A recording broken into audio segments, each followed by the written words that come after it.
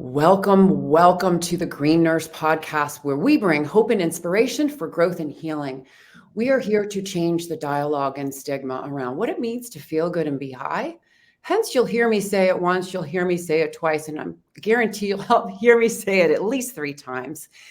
H is for hope, I is for inspiration, G is for growth, and H is for healing. We all deserve to feel good. And here is a little something about what we do in the space as cannabis nurses and clinicians. And then we're going to dive into our amazing interview today. Change the paradigm of healthcare.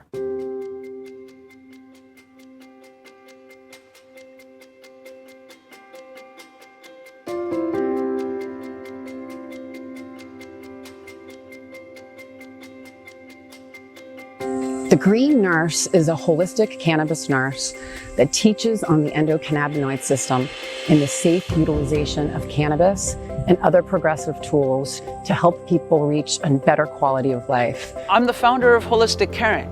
We're based here in California, and we do educational programs and case management for patients on how to use cannabis therapeutically as a medicine. We're also here to decrease stigma around what it means to feel good and be high, hence the H for hope, I for inspiration, G for growth, and H for healing.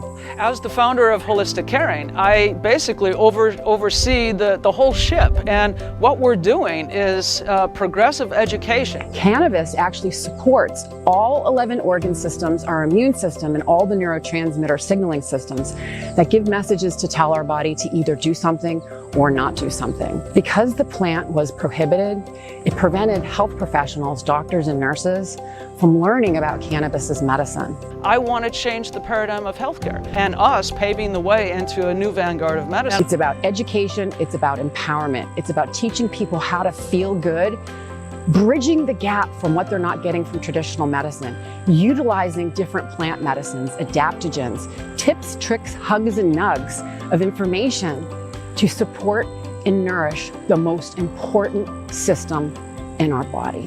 It's a lot of soul work, a lot of love, a lot of discipline, and meditation. I'm using my life work as a testimony to others to learn how they can be their own hero and then go help heal the world. And we are, as nurses, the game changers.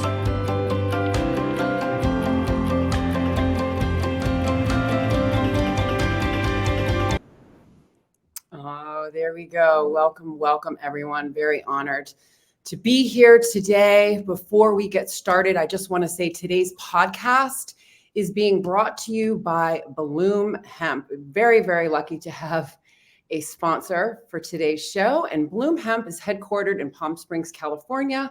It is a national hemp CBD supplier committed to changing the paradigm of healthcare with cannabis nurse-approved, symptom-targeted formulas supported by a team of medical professionals and an ecosystem of care for ongoing learning. Bloom Hemp is woman and nurse-led and owned, leading with quality, safety, value, and patient-centered care. Bloom Hemp products are USDA organic, CBD grown in the mountains of Colorado, tested for purity, potency, cannabinoid, and terpene profiles, listed on the website by batch. And Bloom Hemp is also very proud to offer a nurse line. So call and speak with a certified holistic cannabis nurse to answer your questions and explain how and why CBD works in the body.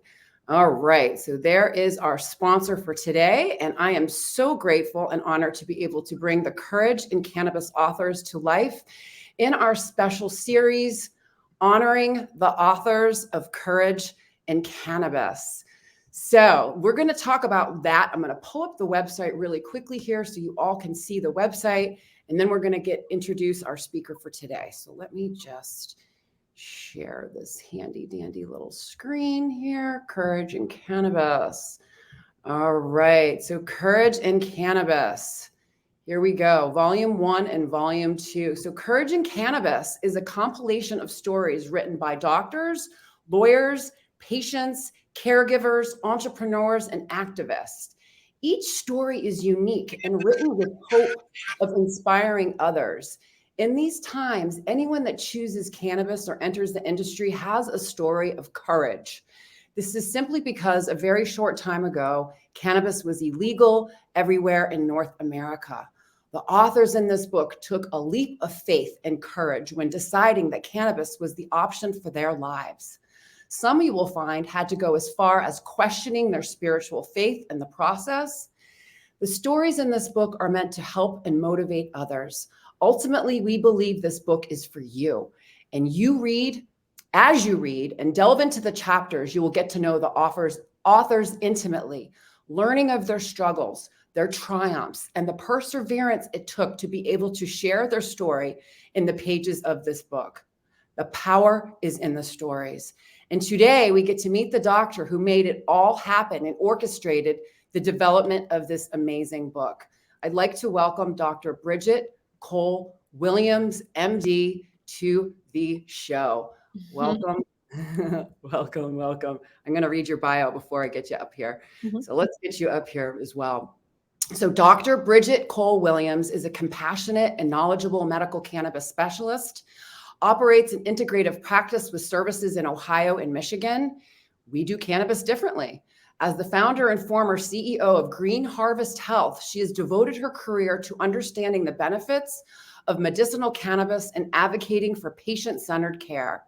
Board certified in family medicine, Dr. Bridget not only consults with patients and provides medical cannabis cards, but she incorporates holistic practices into her comprehensive approach. Her empathic nature and commitment to education empowers patients through their healing journey. Dr. Bridget is also the acclaimed author of the best-selling book series called Courage in Cannabis. And this is what brings us here today, which sheds light on compelling stories of cannabis and CBD usage. Through her work, she brings these stories to the forefront of the industry of conversation, emphasizing the need to maintain medical cannabis access for patients in need. In addition to her clinical practice, Dr. Williams collaborates with cannabis schools to develop educational curriculum and delivers informative talks at events across the country. She hosts the Reclaim Your Wellness with Dr. Bridget, MD, a segment on Black Star Network, further expanding her impact on the medical cannabis community. Welcome, Dr. Bridget. Thank you for having me. It's great to be here with you. No, good. It's so good to be here with you as well. You know, I admire your work. I'm very honored to be able to interview you and all of the other authors, because we do know that the healing is also in those stories.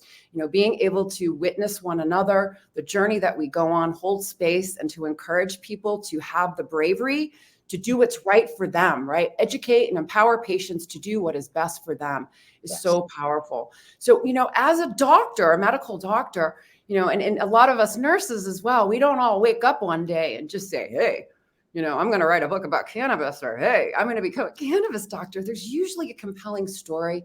And so I would love our viewers to hear your story about what brought you to the space as a clinician utilizing cannabis as medicine. Sure. So like you said, it's not, you just don't wake up one day. It's always a journey, I think, right? Yeah. And so for me, it really started with the fact that I was a family physician at the Cleveland Clinic. And I noticed, you know, probably a little bit too quickly that it was basically a factory job. You know, nothing necessarily against them, but for every patient, there is a diagnosis. For every diagnosis, there's a pill. And when you are seeing patients every 7 to 15 minutes, you don't really ever get to know anyone, right? And my patients were frustrated. I was incredibly frustrated. And I actually started helping patients get off of medications. I put them in on my lunch hour and at the end of the day, and really was developing this plan. One of those patients was a breast cancer survivor and a diabetic, and she asked me about cannabis. And at that period of time, and this is many years ago, I was like, you know, that's impossible. Cannabis has no medicinal value. So I was looking up information to help her understand that. And in the course of it, I realized really what was really out there and what was really being hidden from me, I believe. I followed her in her journey. I helped her with dosing and titration, and I saw her health transform much different from my pharmaceutical patients. And so from there, when it became legal, I wanted to be a part of it. I looked at a card company. They said, we don't care about treatment and diagnosis, and they didn't care about research or any of that. They were just cards for cash. And so I opened my own offices so I could really honor those patients that were looking for something different. So my practice is probably different from most of the cannabis physicians out there. I really focus on wellness and utilizing this as a form of treatment for multiple conditions. Amazing. That is absolutely amazing. And that's the part that's so wonderful about what you do, is that you're seeing patients as a human being instead of a human body, right? Mm-hmm. So you think of a lot of these medical card places, there's just a lot of bodies coming through, Yeah. and here's your permission slip to go shop. Yeah. No, Yeah. right? Yeah. People are making great medicines. People are selling great medicines, but no one's truly interpreting how to use cannabis as medicine. And that's what we do as clinicians. Yes, absolutely. Yeah, honor that. I really do. So, this is just amazing. So, Courage in Cannabis, the book. What was your inspiration? So here you are, you're in this space, you're taking care of these patients, and you're seeing tremendous results. I know myself as a patient, I came off of 18 pharmaceuticals. Wow. That's a lot. Yeah. The pills and the procedures were traumatizing patients, and here you are in this space, truly making a difference. I bet that was a little bit of an inspiration to. Absolutely. It was such that much more of a push and an encouragement to be in the medical space, to be honest, because I was really getting pulled away from it. I felt like what I was doing was not what patients wanted. I became more and more discouraged, and cannabis actually brought me back into the medical space. Isn't that great? Yeah, that's great. And one of your authors, I love her so much, Nick Pichette. Yes. She's out there, nursing taught me how to treat. Cannabis taught me how to heal. Yeah. Right. Absolutely. Really, we are in the healing space, and healing is holding space for patients wherever they're at on their journey, right? Mm-hmm. Taking them and guiding them and leading them down the path to choose wellness with whatever that may look like. Mm-hmm. So with your book, so what did you wake up one day and say, it's time to put pen to paper? It really came down to the fact that when we first started seeing patients at the end of 2018, and I was handing over those first cards to patients. At that point in time, everyone was talking about political activism and home grow and social equity and, all these different aspects of being an advocate. And I had a patient, and there were several of these, but one in particular stands out, this big, burly truck driver man. And I'm handing over that card, and he has tears in his eyes. Mm-hmm. And he said, I'm taking this card home, and I'm showing my son, my 10-year-old son, that I'm not a pothead. I'm a patient. And I was like, wow, like he's holding this heavy burden. And then another woman came in, and she says, I'm taking my card and I'm going back to church, because it empowered her. And she had felt so disenfranchised because cannabis was what she used for her anxiety. And there were so many more stories like that. And I was like, no one's talking about this aspect, right? Everyone is dealing more with the legislator, but not the people. And so I started writing down the stories, and I actually had a book title, had someone that was wanting to publish it. And I paused because I felt like I was taking something away from this community. I just said, well, let's just hold, I'll keep writing. COVID happened. And then I learned about anthologies where people could write their own stories and benefit from them as well. So I put a hold on the book I was writing, and then I became a part of someone else's anthology to learn more about it. And she's been my continued mentor in the space ever since, Dawn Leak. And I created Courage in Cannabis, bringing these people together. And it's so much more than I ever expected, right? I could have easily just taken their stories and published them, but we're a community, we're a networking group, we're a family of people that believe in what we're doing. And that in itself has been incredibly rewarding. That's amazing. Absolutely amazing. Mm-hmm. So how did you choose your authors? You're on volume 1. Mm-hmm. And I'm going to be interviewing volume 2. Yes. The new book that's coming out. Mm-hmm. So how did you choose your authors for volume 1 and then volume 2? Like what was the criteria or? Volume one it was some people that I knew and I already knew their story. There were people that I had a lot of respect for and asked for them to refer people that they knew to me. And so it ended, and I put out some shout outs into the universe, and there were people that came to me. So it was really this collection of people that kind of, authentically came together and it made sense for them. Right. Um, the volume two was very much different because even though we did still some of that, I spent 2 years traveling the country doing talks, and what I was doing had transformed so much that there's these stories, people that knew about the book the first time couldn't be in the book the first time, now definitely wanted to be in the second, but there were people that influenced me in my journey. And so we have our full chapters, but we also have these testimonials or quotes from people that really touched me, and I call them the sparks. These are people that have a voice in the cannabis space. They really, in being introduced to them, it ignited even more and inspired me in so many ways to work with other people. And so our sparks are really amazing voices, controversial voices, people that have really gone the long road in the cannabis space and in all sorts of different ways. And then our authors are all different, every walk of life along the way as well. And so it was a little bit of a different search and connection, but I believe, people that are meant to be there, they find their way. And this is book 2 out of many that will continue. That's so amazing. That's amazing. So the next question. So what is next for Courage and Cannabis book series? All right. So we have volume 2 that I'm going to be interviewing on for the remainder of this year. And then what's next? So so I'm a big fan of Chicken Soup for the Soul. Like I remember reading these and getting those little excerpts from it, and they're being so inspirational. And that's one thing you'll notice, that the stories are meant to be inspirational for you to walk away and feel good and realize that there's hope, right? And so we will start doing some themed books, really looking at specific topics. Right now, the first 2 books are very generalized, anything and everything that really pertains to our subject. But then we'll start going into themed books.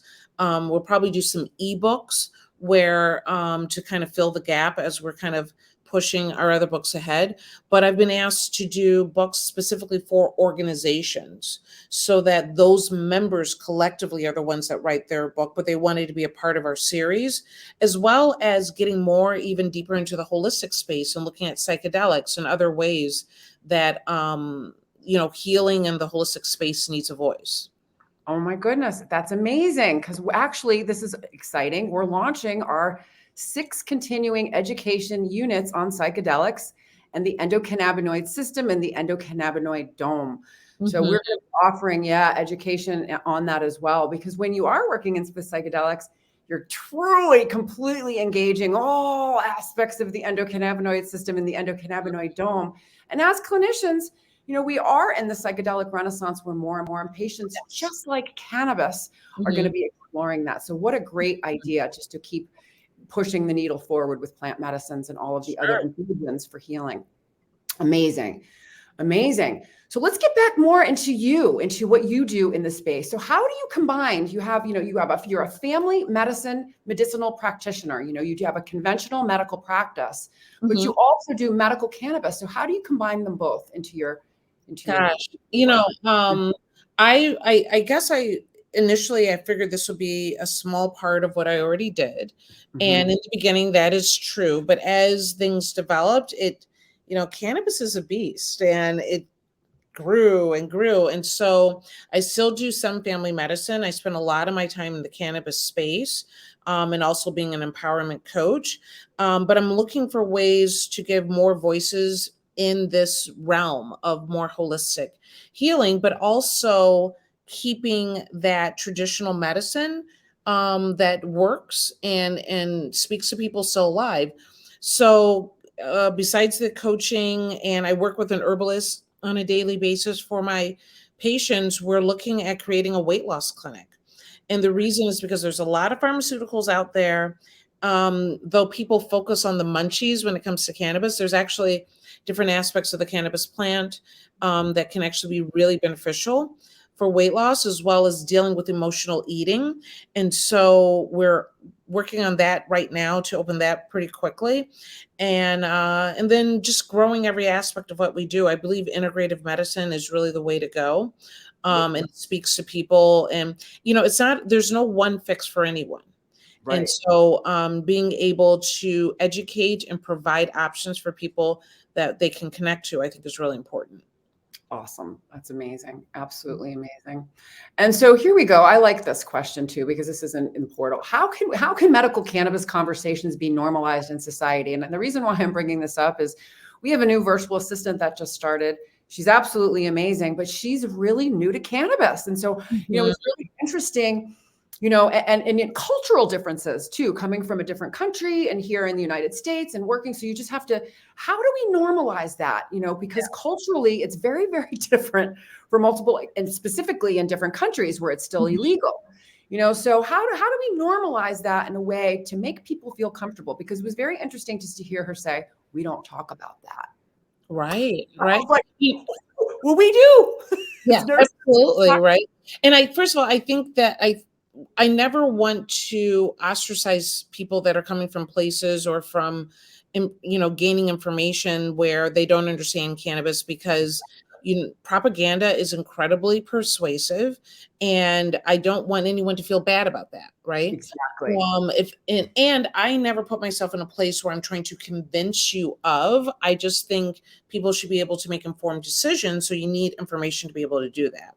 So what I think is next is more and more outward facing education. And I hope the book series does that a lot of what you see in the space are people that either want to be in the industry, that are open to the industry, or all the way enthusiasts.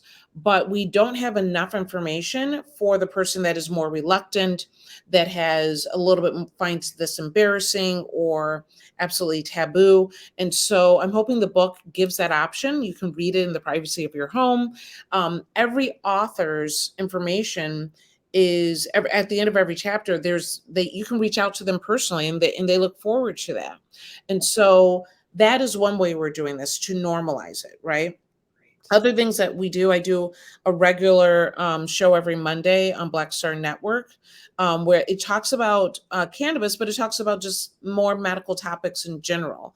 And what I love about it is that in the midst of talking about what, the latest news information around healthcare, and diabetes and hypertension and what have you, cannabis is mixed in there just like anything else.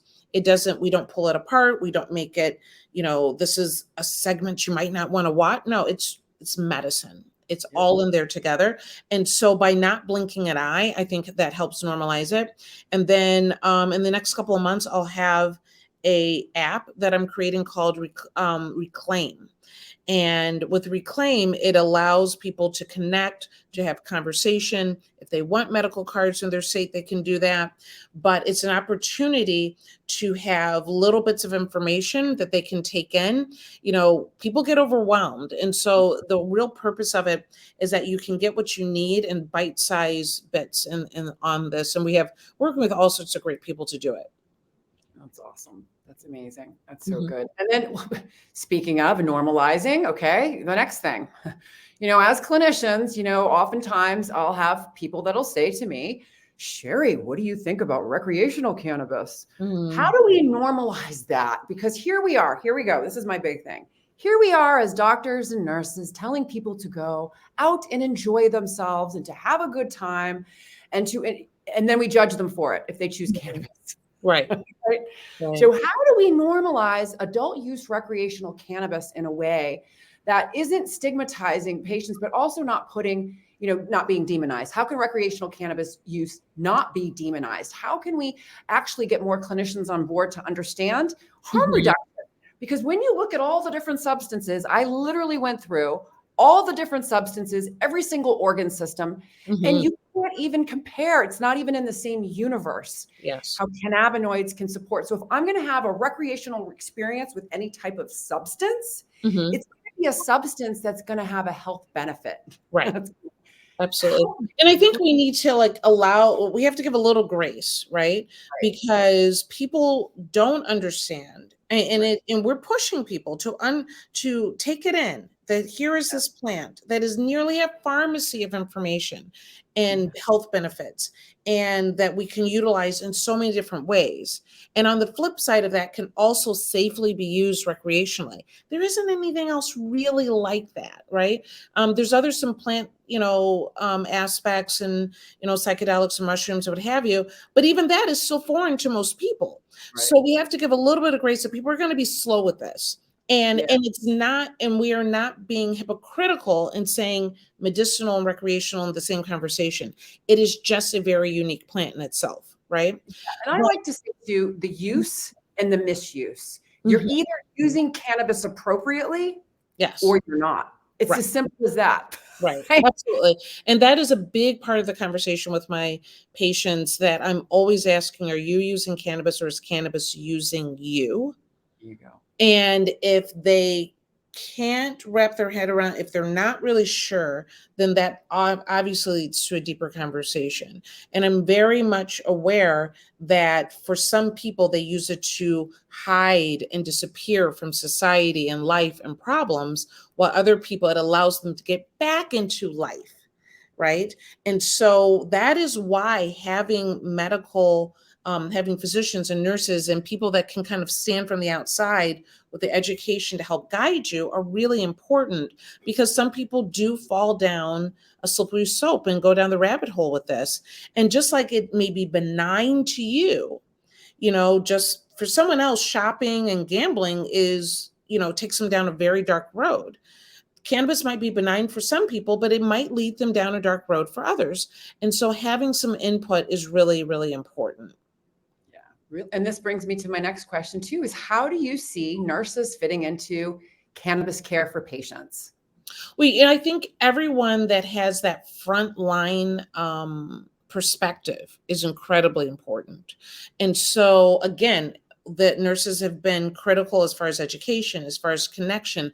I'm sure you're aware of seeing this happen where I have patients come in, tell my nurse one thing, and then they're afraid to tell me. And I'm walking in the room right afterwards, because there is a comfort and a trust they're afraid the doctor might create judgment. And that is an issue in the medical space in itself. We'll leave that for another day, right? But you have this ability to connect, and you're that frontline person that can have a great influence. And so not only is it important that you maintain that and allow cannabis to be part of the conversation, and I love how the nursing community has not shied away as much as the physician community has shied away, is probably the least that I could say with that one, right?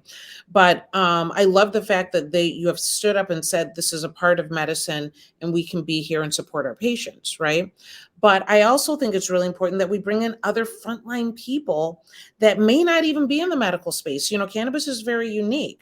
And so I'm working with a group right now that not necessarily cannabis, but we are working with hairstylists to be able to identify certain aspects of a conversation that might actually be identifying lung cancer. And we're actually going to be doing this on a lot of different levels, because hairstylists, massage therapists, obviously sometimes your clergy, they're frontline people. They tell you, they meet you and see you in your everyday walk.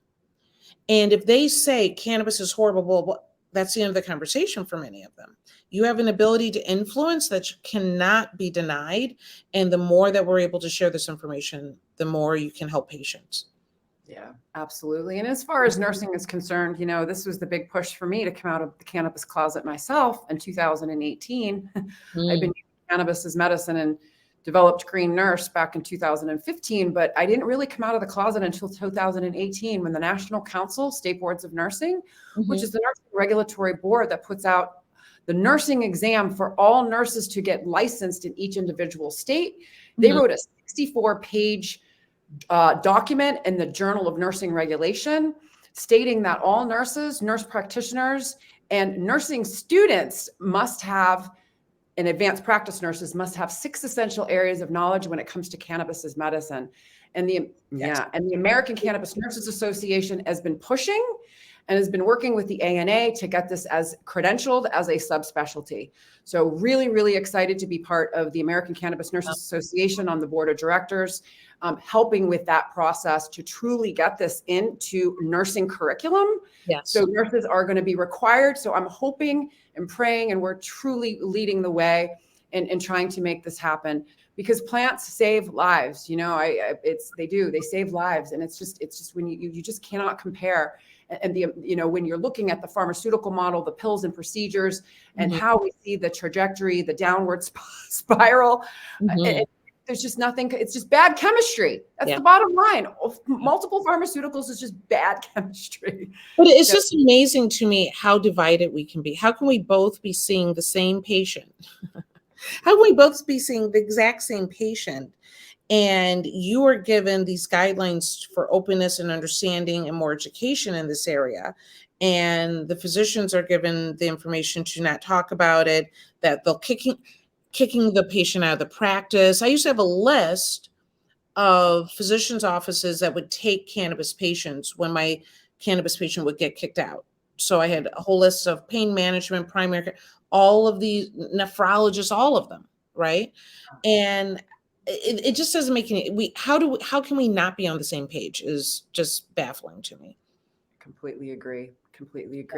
So, I also see too here that you are you're creating educational curriculums for cannabis schools. We're nurse educators by trade. So at Holistic Caring and the Green Nurse, we create education for nurses for continuing education credit. So I'd love to talk a little bit about the education that you're creating.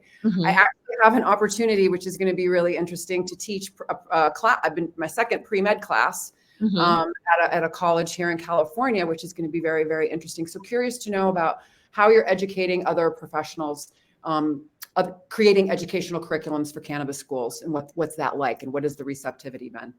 Absolutely. So I started working in the education realm with the Cleveland School of Cannabis 2019, was teaching with them through and past COVID, and started at first teaching the curriculum they had there, and then creating actually a CBD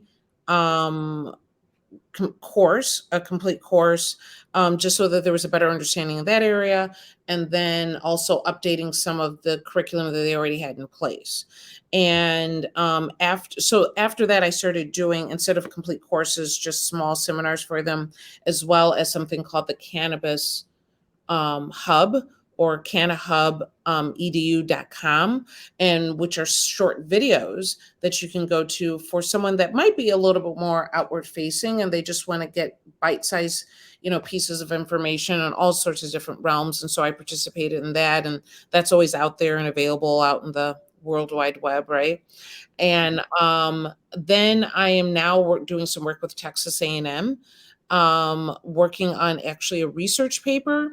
And then I'm going to go down there, do some education with them the latter part of this year. Nice. Excellent. Well, then this brings me into CBD. You were creating CBD education. So one of the questions too is, what is new in cannabis and CBD product development, and what are some of your favorite CBD products? Geez. Okay. So CBD, it waxes and wanes, right? And I believe as we get closer to legalization, possibly in the next, I'm going to say 10 years. I don't know if it'll be before that, to be honest. There will be a lot of the medical patients are going to go back to their physicians, because the pharmaceutical company will have a whole line of products that will be covered by insurance and be FDA approved. The recreational realm will be booming, in all things recreational. And then there'll be this hub of more of the wellness market. And CBD, I think, will have a big push in that space at that point.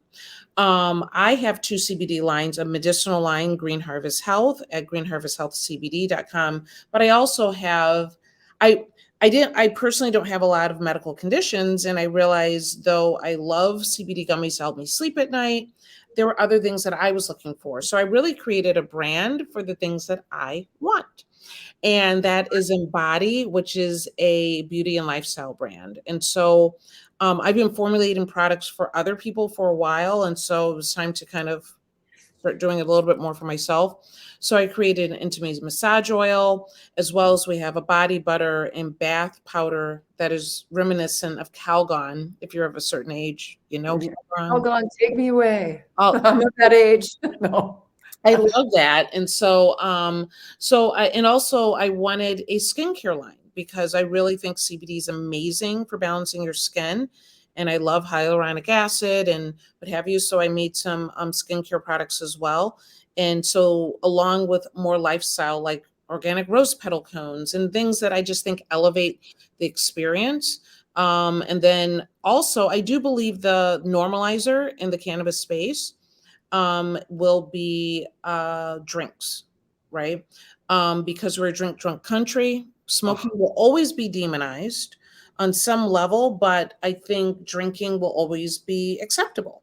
And so as we do more and more on the more scientific side with CBD and are able to do some chemical processing where some things I'm not a big fan of, like Delta 8, but we are able to replicate Delta 9 with CBD. Well, there's going to be just more and more options that are available for people that can be beneficial. So I think there'll be a big boom in the CBD space once we start kind of pushing people into more their lanes, I guess. Yeah. And the more research that we have, the more this will become even more accessible, and we'll know more about it to do more with it. So I think there's a lot more to come. You can't put the toothpaste back in the tube at this point, right? Like Absolutely. we're here for. I'm a big fan of the CBD drinks and actually THC infused beverages as well. Yes. I just find it to be very tasty, very refreshing, non-alcohol. I'm not a fan of alcohol for all you that are out there that know me. I'm not. I really want people to be healthy. I've just seen alcohol cause so much damage. So many problems. So many. And then people don't understand that, with proper use, you don't get that problem. Those same highly addictive issues and destroying families the way that you get with alcohol. And I just went to this great event and I didn't even think about it, but I'm walking around and after a while, and there was so many juice drinks and this and that and the other. And I was like, oh, there's no alcohol here because it was a cannabis expo. Right. Didn't even occur to me. And I was like, and look how nice it is. And look how people, there's no issues, there's no fighting, there's no vomiting. All of the messiness that you get with alcohol is not there. So that's part of the reason we created Blossom Bar, is because we met some people that were owned wedding venues. And they said, we are sick of the sloppy weddings that destroy our property and break our stuff. And what can we do? And so there's some really great options you can do almost anywhere. Yeah. Good stuff. Yeah. Really good stuff. I'm a favor of that as well. Okay. So here you go. What has been the most rewarding part of your work in the medical cannabis industry? Empowering patients, because it's one thing to provide something for them that works. It's another thing that it works and then they feel more in control and ownership of their own wellness. That is when it gets exciting, right? It's another thing to provide stuff for people and they're always tethered to you in some way.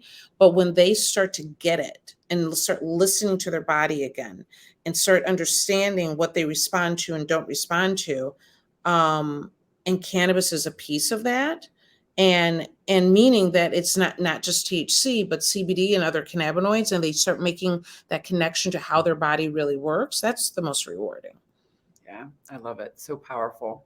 So here's one. What advice would you give to aspiring cannabis doctors or entrepreneurs in the industry? Be focused, know what your goal is and get educated in that. We don't need more people searching for the green rush and compromising their values and integrity in the process, but we need people that are focused on good patient care, or good product, creating great products or whatever aspect that is important to you. But we don't need anyone else that's just chasing fame and fortune and don't care about the people that will be affected by that. So, be focused and make good decisions.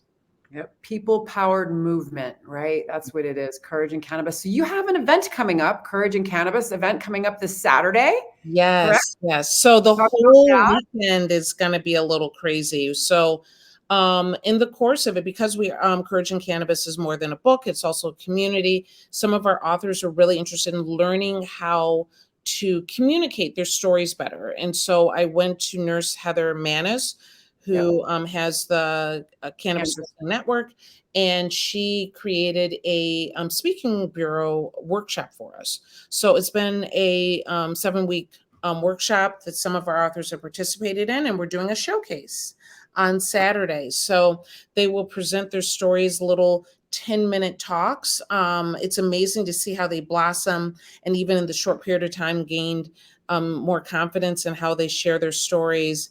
And so you will find that if you go to any of our social media, Dr. Bridget MD or Courage and Can with 2 N's, Courage and Can Books on Instagram or Facebook, you will see the information. The link is there for you to join. And if you're not sure, then, send us a message as well.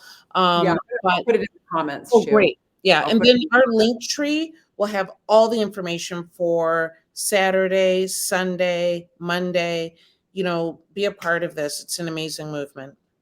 Really, really exciting. So grateful to have you on today. You are the woman that is making it happen. Courage in Cannabis. I'm very honored to be able to present series honoring the authors of Courage in Cannabis. Very grateful for this opportunity to share your message and really, truly decrease stigma, because we all deserve to feel good and we all deserve to live our best lives. Absolutely. So this wraps up our show.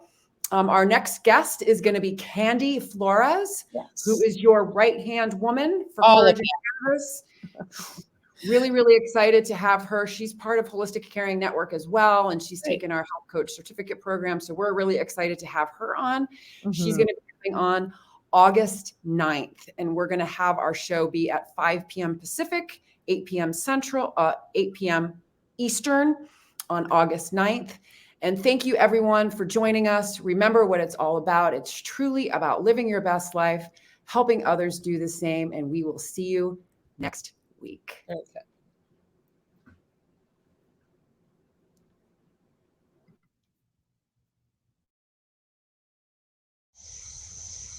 We're here to educate and empower patients to make choices that are best for them. We're also here to decrease stigma around what it means to feel good and be high. Hence the H for hope, I for inspiration, G for growth, and H for healing.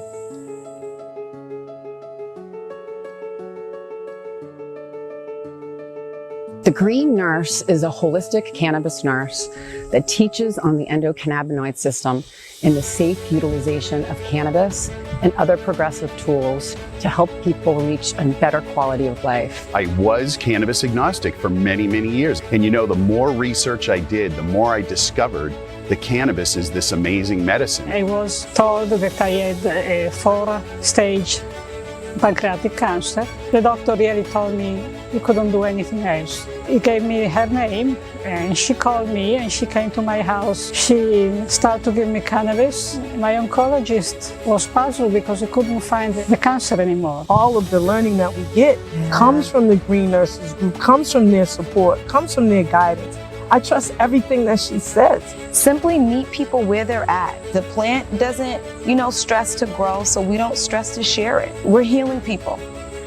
Cannabis has been used as a medicine for tens upon thousands of years. Here's the big message. Cannabis needs to be federally legal. We need to have laws that are the same across all 50 states that allow access to anyone and everyone who wants to utilize this powerful medicine.